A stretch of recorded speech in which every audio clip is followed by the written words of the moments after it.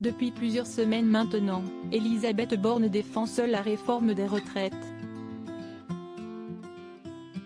Un sujet qui divise la majorité des Français à travers l'Hexagone mais que la Première ministre défend avec assiduité et robustesse. Seulement, comme l'a résumé un ancien ministre dans les colonnes du Parisien, ce vendredi 3 février, cette réforme pourrait également lui porter préjudice. En effet, dans leur page, nos confrères ont rapidement rappelé qu'Elisabeth Borne tente, tant bien que mal, d'éviter le passage en force et le 49.3 à l'Assemblée.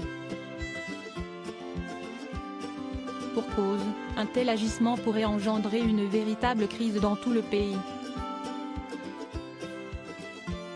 Mais si ce scénario catastrophe se confirme, elle risque d'être victime de critiques et des répercussions que cela pourrait causer. Quelle sera l'issue s'il y a une crise? C'est notamment questionné un ancien ministre auprès du journal régional. Avant de conclure, catégorique, pour elle, soit ça passe, soit ça casse. Supérieur à Elisabeth Borne, Bruno Le Maire.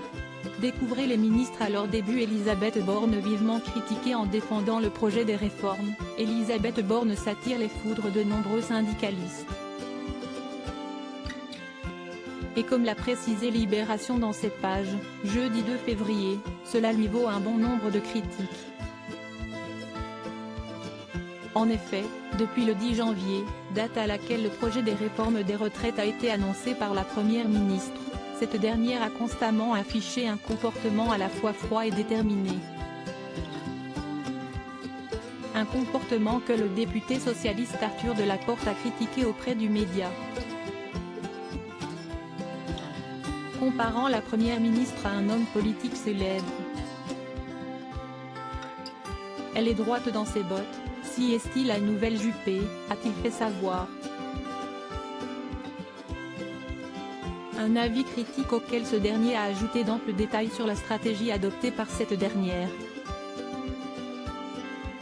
Quand on donne l'impression que le sujet central d'une réforme n'est pas négociable, on fonce dans le mur, a-t-il ensuite précisé, cinglant. Crédit photo, Lionel Urman panoramique.